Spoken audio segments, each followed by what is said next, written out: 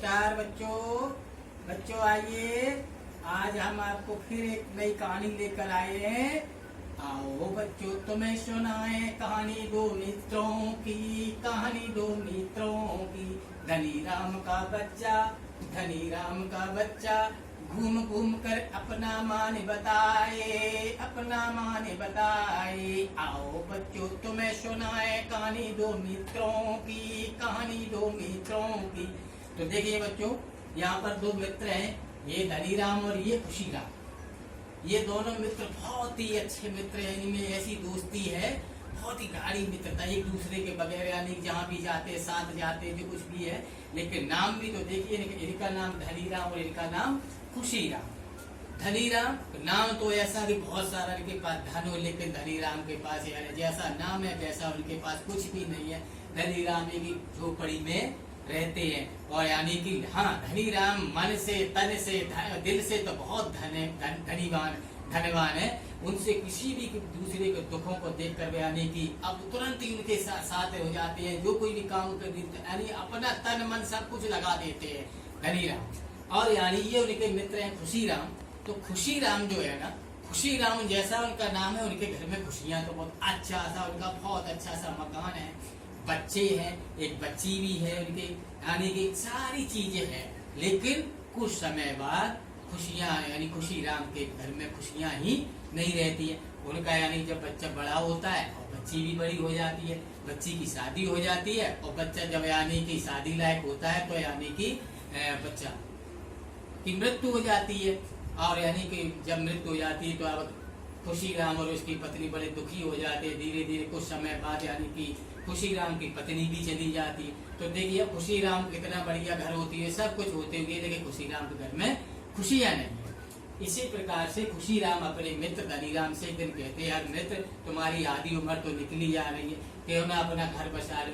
तो भाई धनी राम कहते हैं, यार खुशी राम, तुम तो जानते हो मेरी छोटी सी टूटी फूटी हमारी झोपड़ी है, इस हमें कौन अपने यानी कि कौन व्यक्ति होगा जो अपनी कन्या का मेरे साथ शादी करेगा। यानी जैसे तैसे भाई खुशी राम यानी धनी राम की शादी करा देता है। और जैसी शादी करा देता है तो शादी के कुछ समय बाद यानी कि धनी राम के घर में पंचमी तिथि के दिन, पंचमी के तिथि के दिन यानी इनके घर में पुत्र का जन्म होता है, जिसका नाम वो रख देते हैं पंचम सिंह।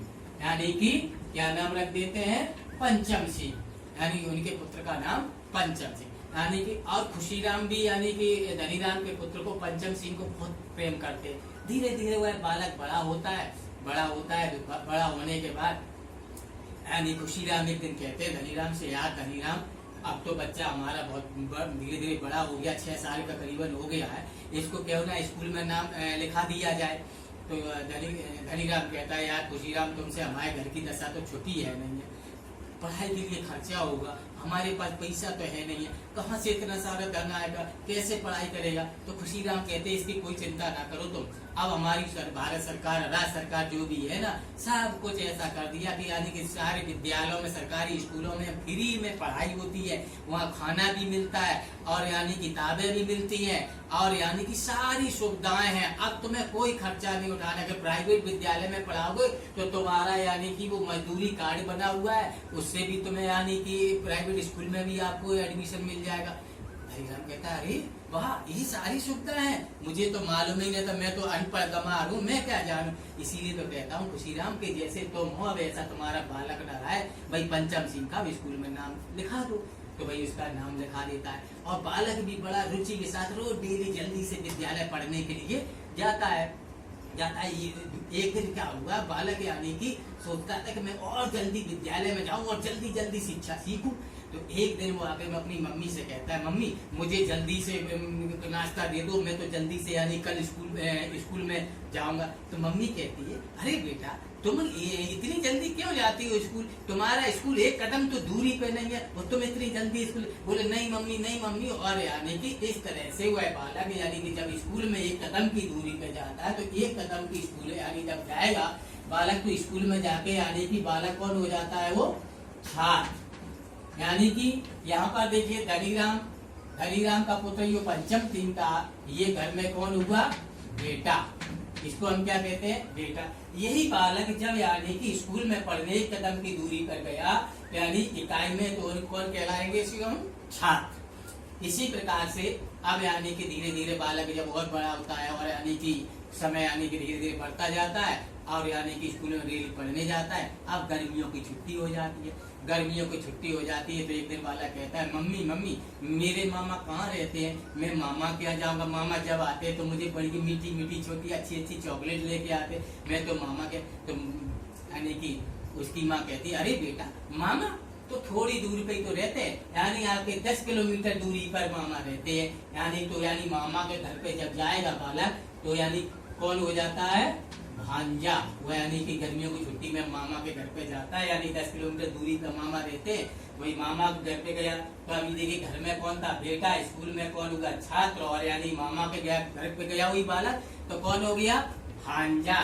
अब इसी तरह से यानी वो बच्चा फिर लौट 10 दिन बाद वापिस आ जाता है और आ जाता है फिर यानी कि इधर उधर अपने उसके और जो दोस्त थे वो कोई मिलते नहीं, क्यों गर्मी में छुट्टियां चल रही हैं। तो यानी कि जब वो यानी कहता है, मम्मी सब बच्चे कोई अपने बुआ के आ गए, कोई अपने जीजा के आ गए, कोई मामा के आ गए, मुझे तुमने इतनी जल्दी 10 दिन में ही बुला लिया, अब मुझे बुआ के यहाँ भेज दीजिए। तो यानी वो ठीक है बेटा की मम्मी कहती है, बेटा कि तुम्हारी बुआ तो बहुत दूर रहती है। कितनी दूर रहती है, बालक कहता है कितनी दूर रहती है बुआ, जरा मम्मी मुझे बता। अरे बेटा बहुत दूर रहती है, मैंने कितनी दूर, मैंने 100 किलोमीटर दूरी पर रहती है तुम्हारी बुआ, तो मुझे पापा से कह देना। तो उसको पापा यानी कि जब यानी उसकी बुआ के यहाँ लेकर जाते हैं तो बुआ यानी 100 किलोमीटर दूरी पर जाएगा। तो यहाँ पर यानी जब बुआ के घर पे वो पहुंच जाता है तो बुआ के घर पे यानी कि उसका मान क्या हो गया, भतीजा।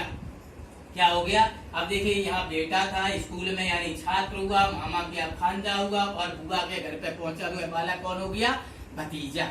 इसी तरह से यानी कि अब यानी कि स्कूल खुल जाते हैं, बुआ के यहाँ से वो लौट कर आ जाता है और यानी कि फिर स्कूल पढ़ने जाता है। अगले वर्ष फिर इसी तरह से यानी कि गर्मियों की छुट्टियां होती है तो अब यानी कि वो यानी कि मम्मी से फिर कहता है, मम्मी सारे बच्चे कोई बुआ के यहाँ जा रहा है, कोई मामा के यहाँ जा रहा है, कोई जीजा के यहाँ जा रहा है, कोई कहीं जा रहा है, घूमने के लिए जा रहा है, मुझे तुम भी कहीं भेज दो। यानी बेटा तुम कहाँ जाओगे, अपने पास इतने पैसे नहीं है, कहाँ घूमने के लिए आओगे। अच्छा ठीक है, तो एक काम करो कि जो हमारे अपने खुशीराम चाचा है उनकी जो बिटिया उनकी वो जीजा जी है, मेरे लिए बहुत मिठाई लेके आते, मुझे जीजा के यहाँ भेज दो। तो ठीक है, कल खुशीराम चाचा को आने दो, उनसे हम कह देंगे, तो वो अगर ले जाएंगे तो चले जाना। तो ठीक है, तो खुशीराम मुझे जैसी चाचा मुझे जीजा के घर जाना है, मुझे जीजा घर पहुंचाओ ना। अरे बेटा तुम्हारे जीजा तो ये यानी कि 1000 किलोमीटर दूर रहते हैं, मेरी बस से नहीं। अरे नहीं चाचा, मुझे तो बच्चे की बात मानकर यानी खुशीराम भी उसको यानी कि अपने बच्ची के घर पे लेके जाते हैं। तो यानी कि उस बच्चे के जीजा होते हैं, तो जीजा के घर पे जब गया बालक तो वहां पर यानी कौन हो गया उस बालक, साला। तो देखिए इस तरह से यानी कि जब जीजा के घर पे गया तो यही साला हो गया। अब यानी कि वहां से वो यानी कि काफी दिनों बाद यानी 1 महीने की छुट्टी बिताने के बाद आता है और धीरे धीरे और बालक बड़ा होता चला जाता है। फिर एक दिन आके खुशीराम अपने दोस्त धनीराम से कहता है, यार दोस्त एक काम करो, अब तो बालक बहुत बड़ा हो गया, तुम्हारी उम्र भी काम करने लायक नहीं रही है, यानी कि भाभी की भी उम्र काम करने लायक नहीं है, क्यों ना यानी कि इस बच्चे की यानी कि शादी कर दी जाए, जिससे यानी कि बहू आएगी वो काम करेगी और यानी हम तुम लोगों को आराम हो जाए। तो धनीराम कहता है, यार भैया खुशीराम तुम वही बात करते तो कहाँ से हमारे पास कौन आएगा। तो खुशीराम जैसे तैसे उस बालक की शादी भी करा देता है और बालक की शादी होने के बाद फिर वो बालक यानी कि ससुराल के लिए जाता है। तो अब वो ससुराल में जाएगा तो वहां पर कौन हो जाता है, दामाद। यानी ससुराल में गया और दामाद हो जाता है। ससुराल उसकी यानी कि बहुत दूर है, यानी कि उसकी माँ कहती है, बेटा तुम्हारी ससुराल बहुत दूर 10,000 किलोमीटर भी दूर है। तो यानी इस तरह से बालक का देखिए जहाँ जा गया तो उसका मान बदलता गया।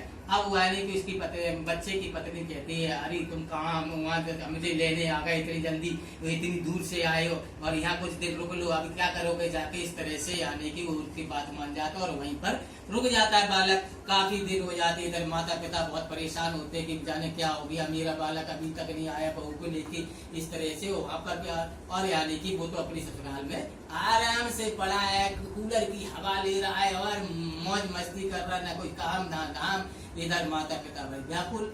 एक दिन क्या होता है कि वहां पर उस जहां ससुराल थी वहां पर एक महामारी फैल जाती है, भयंकर यानी कि बीमारी आ जाती है, जिससे यानी वहां पर सारो कारोबार जो भी थे ऑफिस सब कुछ बंद कर दिए जाते, सब कुछ बंद हो जाते हैं। तो यानी कि उसके जो ससुराल वाले थे वो कहते हैं देखो खाने को तो घर में अब कुछ बच नहीं रहा है, कुछ मिल नहीं रहा है, और ये और दोनों यहाँ पड़े हुए हैं, यानी कि न काम के न धाम के, डेढ़ दुश्मन अनाज के, ऐसे लोग यानी कि पड़े हुए हैं। तो यानी कि जब रोटी ताने उसको मिलते हैं तो बेचारा वहां से जैसे तैसे अपने घर के लिए दोनों लोग आते हैं। तो जैसे घर पे आते हैं तो धनीराम तो पहले बहुत नाराज होता है कि वाह इतने दिन अभी तक रहे, मौज मस्ती काटी, माता पिता की बिल्कुल ध्यान नहीं दी, लेकिन माँ का दिल तो माँ का ही दिल होता है। माँ अपने पुत्र को जैसे देखते ही बड़ी व्याकुल हो जाती, खुशी के मारे उसके आंसू निकल आते हैं और कहते बेटा जैसा है तैसा आ तो गया, कम से कम घर पे चलो बेटा। इस तरह से हमें यानी कहानी में देखिए कैसे कैसे मान भी बदले, और यानी कि कैसे अब यहाँ पर जैसे देखिए पंचम सिंह का यहाँ पर मान था, जैसे यानी कि स्कूल में तो देखेंगे तो 5 एक कदम दूरी पर स्कूल था, तो 5 एकम 5 इस तरह से एक मान हुआ। अब यानी कि जब यानी पंचम सिंह अपने यानी कि मामा के घर पे गए तो मामा का घर उनका 10 किलोमीटर दूर था। तो इस तरह से अगर हम करेंगे तो यानी पंचम सिंह का यहाँ पर मान मामा के यानी दाई में 50 होगा। इसी तरह से यानी जब पंचम सिंह बुआ के घर पे जाते हैं तो बुआ का घर उनका 100 किलोमीटर दूर था। तो यानी कि यहाँ पर हम जब देखते हैं कि यहाँ पर पंचम सिंह का मान 500 होगा, ठीक है ना। अब यानी कि जब यानी पंचम सिंह जीजा के घर पे जाते हैं, उनका जीजा का घर 1000 किलोमीटर है। तो यहाँ पर उनको देखते हैं कि पंचम सिंह का यहाँ पर मान कितना होगा, तो यहाँ 5000। इसी तरह से जब वह पंचम सिंह अपनी ससुराल के लिए जाते हैं तो ससुराल उनकी 10,000 किलोमीटर दूर है। तो यहाँ पर यानी कि इनका मान होता है 4000। तो इस तरह से हम यानी कि स्थानीय मान की समझ भी विकसित की। और ये बच्चों मुझे बताना आप लोगों की ये कहानी कैसी लगी और इस कहानी से हमें क्या शिक्षा मिली, इस कहानी का क्या उद्देश्य था। धन्यवाद।